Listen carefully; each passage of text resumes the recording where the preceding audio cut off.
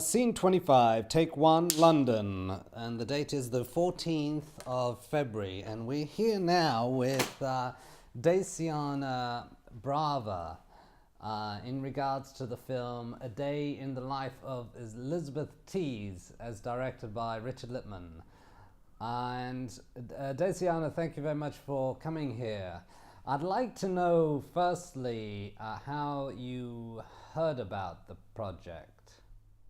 How I heard, I've been firstly approached by Richard, who introduced me the character, and it was at a point where actually I didn't really want to do a lot anymore. And I straightforwardly told him I'm gonna do something only if I like the project and the character.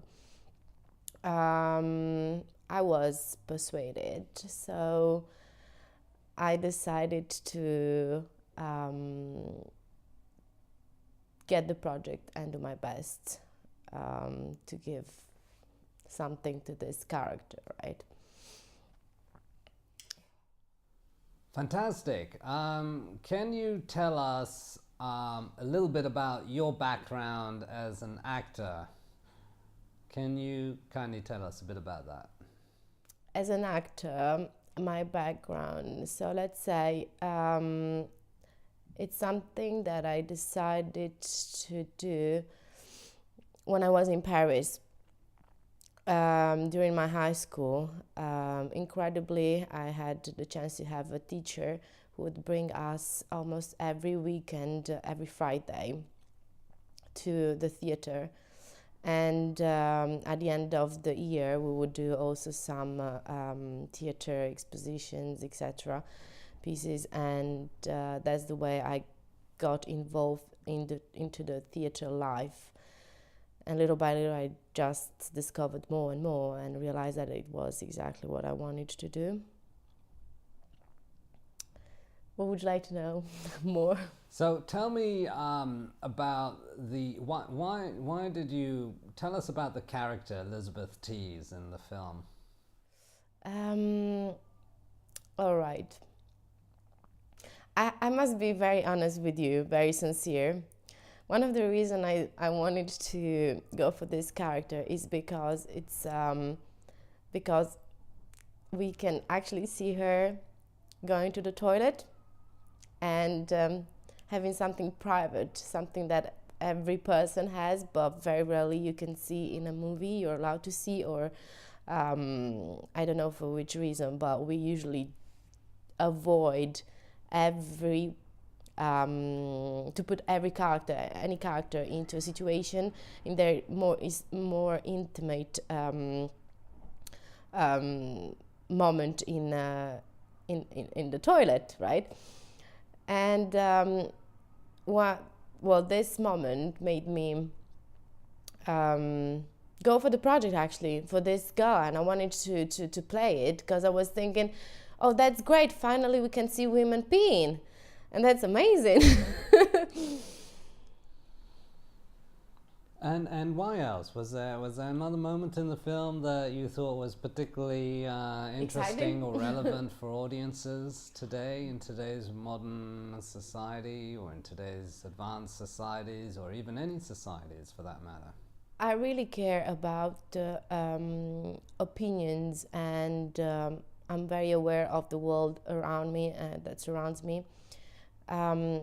So, as well as in acting, but also in my private life and other passions that I have, like writing, etc. I like to observe the world, right? Observe and try my best and give as much as I can in the best way, not only for me but also for the others, almost as a duty. So if we go back to Elizabeth, why do I like this character, and what I think it's really particular about this character is the fact that although she is a very simple person in a kind of way, nevertheless she has some issues, mental issues. I'm not talking about psychiatry issues, but small problems that you can see in people only if you stay next to them, if you share their life very often. Otherwise you will never realize it. So what I like about this character is the fact that although she is weird, yeah, because she's weird in a kind of way, ordinary, very simple life, all the time in this, at home, in her house, never meeting people. So it can be also kind of boring, but actually no, because how many times, for example, in this era where everything is so internet, Facebook, the social connection with people has become so much easier than previously, right? But strangely, it gives us back, and we stay at home and communicate with people via messengers, WhatsApps, Skypes, Facebooks, which is great. Don't get me wrong, it's great. So I can call my friends who live in Italy or Paris or whatever. But we miss this connection with the world. All right. So to me, Elizabeth is maybe even like every person who doesn't have any mental issue, for example, or he's totally normal and just goes at home and stays a whole day on the internet and lives the life through posting stuff on Facebook, right? Now, Elizabeth is not like that necessarily. She really has a she suffers from being surrounded by people. Not suffers, but she feels overwhelmed, and it's too much of a pressure for her. Well, there are some people like that. There are obsessed people, maniacs, and whatever. Maybe you are one of them. Who knows? No, I'm kidding. I'm kidding. I'm kidding. But yeah, so I really think it's an interesting character who can talk about you, for example, as well. Can you tell us how you managed to achieve the various scenarios in the film? Such as the bathroom scenes with tomatoes, and how was it acting in those kind of roles, and the dancing? How did you? How do I? Okay, very easily. I sound very arrogant when I say very easily. No, it's not easy at all, actually. But what I usually do is don't think, just do. Forget about everything. It's your small cloud. You are on a cloud, made of imagination, and everything else is out. Just get in there. It's your tiny, small world, and everything is all right, okay? Yeah? So just go for it, do it, don't think. So that's your secret to acting. Go for it, do it, don't think. Yeah. Can you tell me, what was it like working with Richard Lippman? Amazing, I like him. I really strongly suggest to work with Richard. Viva Lippman. No, what do I like? It was actually, I like the way Richard approaches things, because he doesn't necessarily he's not behind you all the time, trying to understand if you understood what he wants from you. No, he's not pushing you or pressuring you, or he leaves you a little bit, like, he gives you some ideas, he talks to you very honestly about the character and etc. And then he will tell you, listen, this is the scene, you have to work through there, this is your space, and just go for it, and then we will see. So I love it, because it gives you, it gives you the ideas, the structure, but then you are quite free as well. And if he's not happy with what you do, sometimes he will make you do the scene more and more and more. But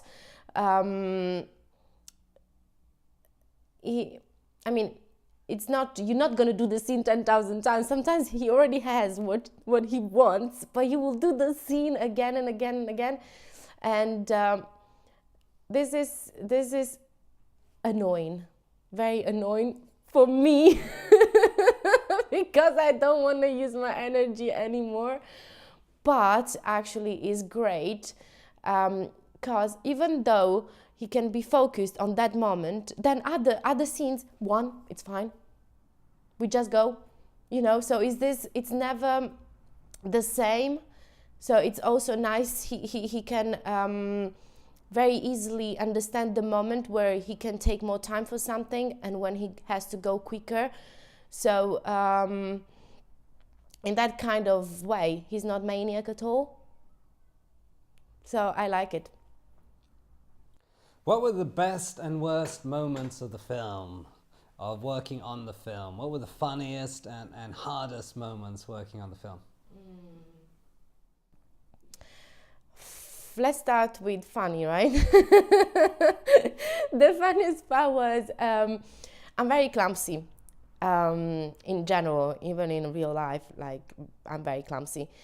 And cooking is not my best, although when I cook I do something good, but I literally don't enjoy doing it. What I liked, the funniest part of in our film was actually the moment when Elizabeth is supposed to cook in the morning. So she starts cooking some eggs and a coffee, and everything starts to explode. So in one of the scenes, in one of the rushes of the scenes, we have this, and it was so crazy that even the assistant had to come in the scene and stop the gas. She was so I was like, oh gosh, me again, doing nonsense in the kitchen. So yeah, that was the funniest. Oh, I'm supposed to say also the more difficult, sad one. Sad or difficult? There's a little bit of difference in here. What about the best scene that you enjoyed? The best scene that I enjoyed.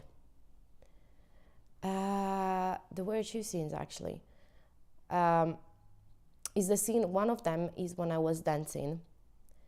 At some point I am under the light, the bulb of the light, and I'm turning like this, my head like this, and this huge light comes into my eyes, and when I put the head like this, I can literally have flash of faces into my eyes. That was very weird, and it wasn't not something that I was thinking I was looking for, right? I was just dancing. I was supposed to dance on a nice song, and actually on my body, when I was looking at this light and this dance and all of this together, all of a sudden I had this hallucination that it was great, even though it wouldn't let me lose my control or equilibrium. So it was kind of a trance situation. And another moment that I really loved was when Elizabeth is on the bed. She's listening to the jazz music, and this is the moment where she purifies, she gets rid. Blues, sorry. When she, it's the moment where she finds this equilibrium, a level of equilibrium and I wouldn't say in all of her life, right? But at least in this moment, in this period, she finds a little bit of more relaxation, less overwhelmed by the world, and maybe she's gonna manage to get in this world and to open herself, maybe not, but is still a positive moment for her. And for me, as a person, doing this was actually, when I was looking at the ceiling and listening to the music, I was thinking, okay, I'm gonna get rid of this, that, and that in my life as well, kind of Elizabeth came to me, and me in my life, you know, I'm thinking, I don't love you anymore. You know, for example, regarding a boyfriend, an ex-boyfriend or something like that, because you want to do the same, right? Get rid of it, just the way Elizabeth is doing it. So yeah. I'm just going to adjust your audio mic. One moment. Sorry. Sorry. Am I moving too much? Nope, it's absolutely fine. It goes like that. It's sort of, so what I could do maybe is attach it. Oh, I'm gonna try to stop moving. No, don't worry about it. The main thing is that it doesn't rustle against your clothes, so it's fine.